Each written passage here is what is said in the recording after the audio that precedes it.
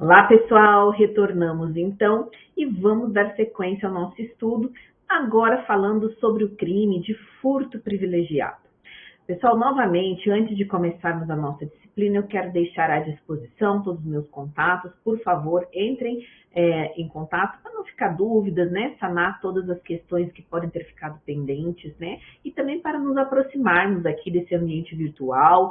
Então, pode me seguir nas redes sociais, marcar lá enquanto estiver assistindo a aulinha. Eu quero também conhecer vocês, tá? Essa proximidade eu acho muito gostosa entre aluno e professor, estamos aqui compartilhando, né, tendo uma troca. Então é muito importante estarmos juntos, tá bom? Bom, vamos dar sequência então e trabalharmos agora o furto privilegiado, tá?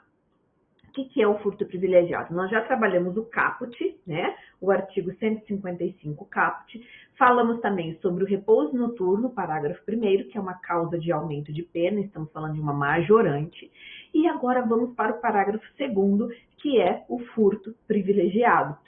Pessoal, primeira coisa, furto privilegiado, já fizemos esse alerta desde o início. Também conhecido, tá, como furto minorado, ele não é igual ao furto insignificante, tá? Então, primeira coisa, se os senhores se depararam com essa expressão, furto insignificante, então estamos falando de furto com aplicação do princípio da insignificância, que é uma coisa. Agora, se os senhores se depararem com a figura de um furto privilegiado, conhecido como furto também menor, né? Nesse sentido, então, nós estamos falando do furto privilegiado, a figura do parágrafo 2º do 155, tá? E a primeira questão que se coloca, uma questão doutrinária e jurisprudencialmente importante, mas que já acabou sendo solucionada, é se a figura desse privilégio, né? Que quando o furto é de menor valor à coisa e o criminoso é primário, né, bons antecedentes, então o juiz tem três opções, né? Ele vai poder aplicar só a pena de multa, ele vai poder substituir reclusão por detenção, né? E ele vai poder diminuir também a quantidade prevista para a aplicação da pena.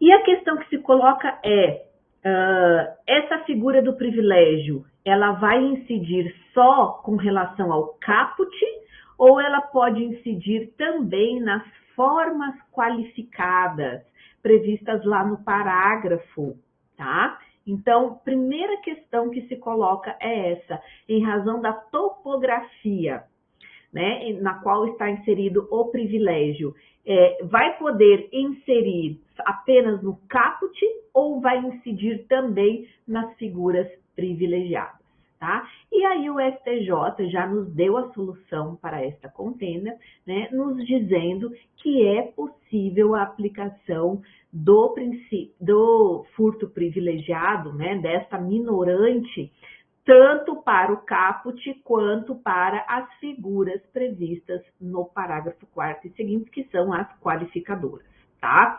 Inclusive, trazem um outro nome, uma outra nomenclatura que os senhores devem ficar atentos, né? Que é qual? Furto híbrido, tá? Então, quando os senhores se depararem com a questão do furto híbrido, tá? Furto híbrido, então os senhores sabem que estamos falando do furto que vai ser qualificado, mas com a incidência do privilégio, tá? Então, muita atenção com relação a isso. Pessoal, além disso, vamos para uma questão importantíssima. O que diz, né, na verdade, o privilégio, o parágrafo 3º? Diz o seguinte, se o criminoso é primário, tá? Então, primeira coisa, primário, e é de pequeno valor a coisa furtada, então, primário e de pequeno valor a coisa furtada, tá? Pessoal, pequeno valor da coisa furtada, já faz um asterisco aí, já puxa uma flechinha para quem está escrevendo, gosta de rabiscar assim. Pequeno valor da coisa furtada é diferente de valor insignificante, tá? Por isso que não dá para confundir privilégio com insignificância. Pequeno valor da coisa furtada é diferente de insignificante, de coisa insignificante, tá? E aí o STJ, lá no enunciados em tese, naqueles enunciados em tese, ele nos traz essa revelação. O que é este pequeno valor da coisa furtada e o que pode ser considerado insignificante, tá? Então, lá no enunciado em tese, ele vai dizer que pequeno valor da coisa furtada pode ser o equivalente até um salário mínimo vigente à época dos fatos, tá? E valor insignificante até 10% do salário mínimo vigente na época dos fatos. Então, anota isso aí. Nós vamos passar, eu trouxe para os senhores, tá?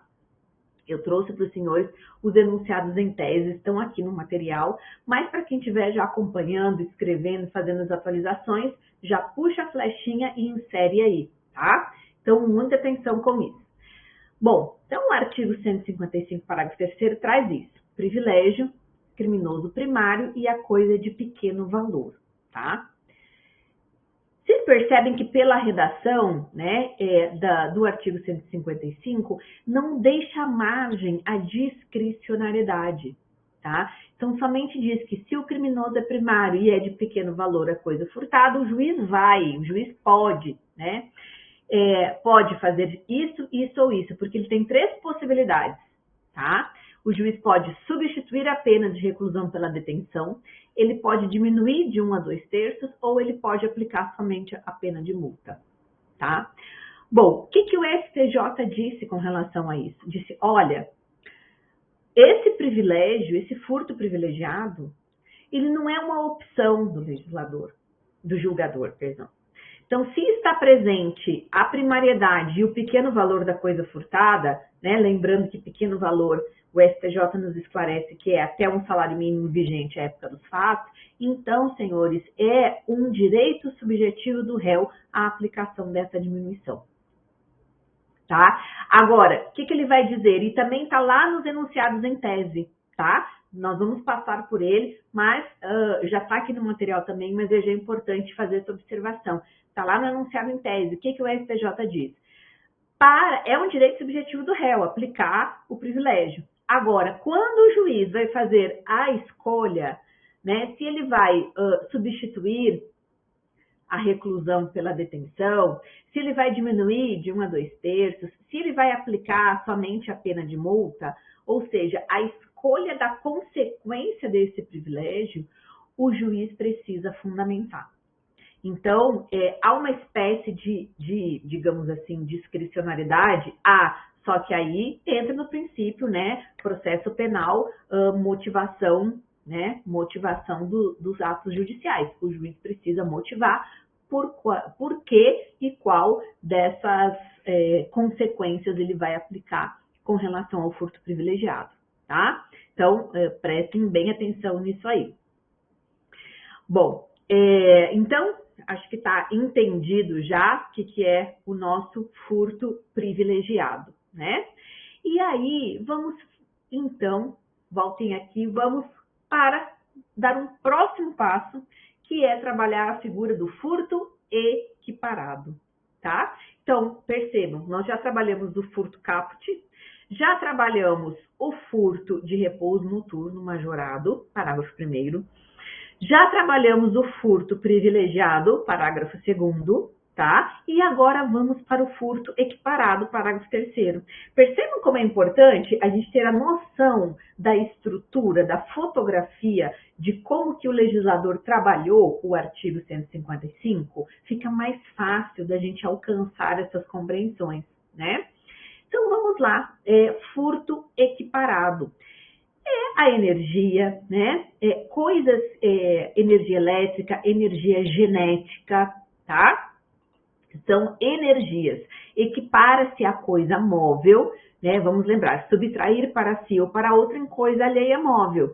E o que diz o furto equiparado, né? O parágrafo 3º. Equipara-se a coisa móvel à energia elétrica ou qualquer outra que tenha um valor econômico, que tenha uma expressão econômica, tá?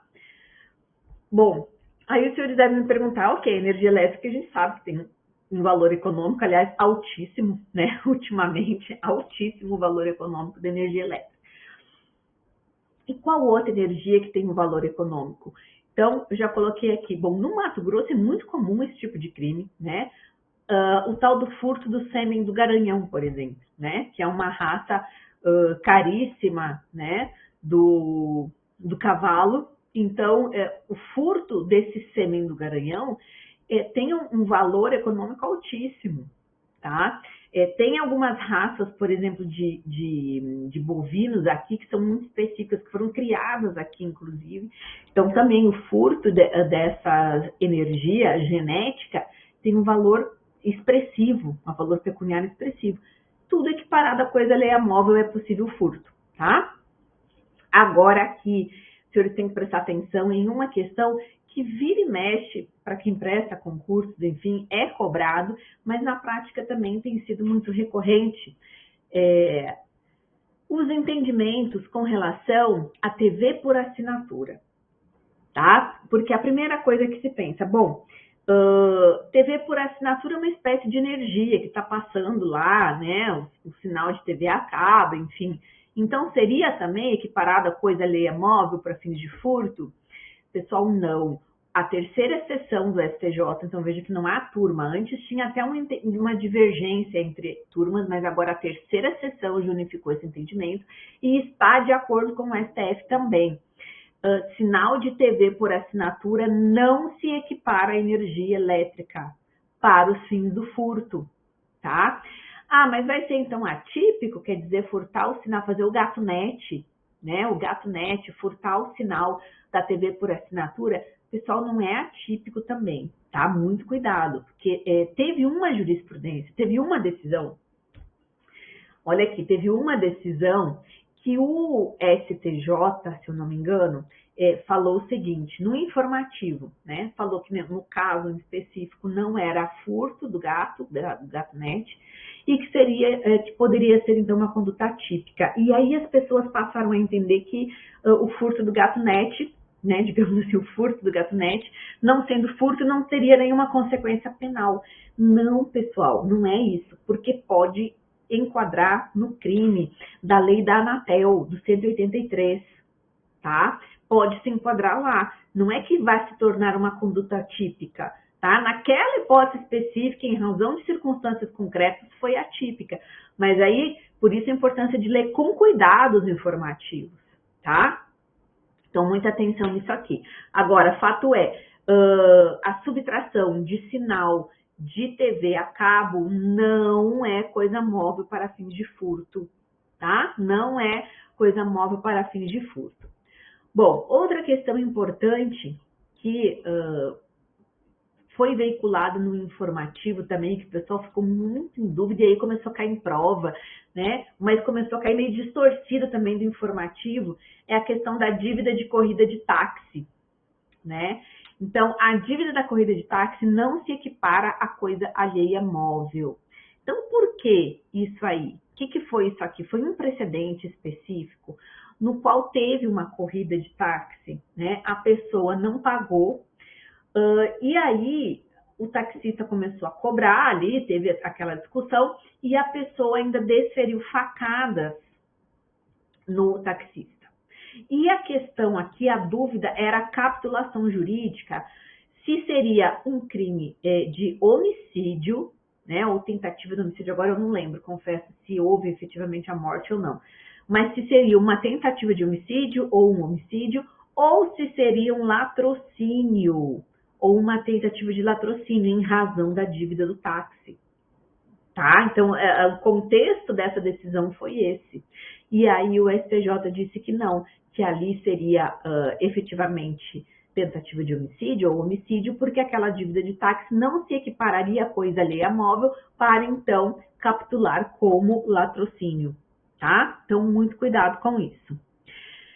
Senhores, e para a gente encerrar mais um bloco também, muito cuidado com o seguinte entendimento, que o STJ assevera que furto de energia elétrica mediante fraude, né, o pagamento do débito antes do recebimento da denúncia não extingue a punibilidade, tá? Então, percebam que isso aqui foi uma comparação com crimes contra a ordem tributária, né, enfim.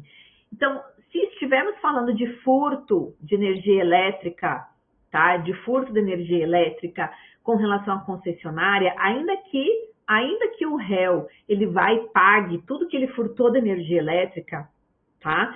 Não vai extinguir a punibilidade. É isso aqui, tá? Fiquem com esse entendimento. Ainda que o réu pague tudo que ele está devendo para a concessionária de energia, não vai extinguir a punibilidade. Porque aqui tentaram fazer uma tese, né, e até interessante mesmo juridicamente, equiparando, fazendo essa similitude com relação aos crimes contra a ordem tributária. Pronto, paga e extingue. Não, aqui não, tá? Muita atenção com relação a isso, ok, pessoal? Bom, com relação, então, ao furto equiparado, né, eram essas as considerações e voltamos, então, em uma próxima aula para continuarmos a análise do nosso crime de furto. Um abraço, pessoal!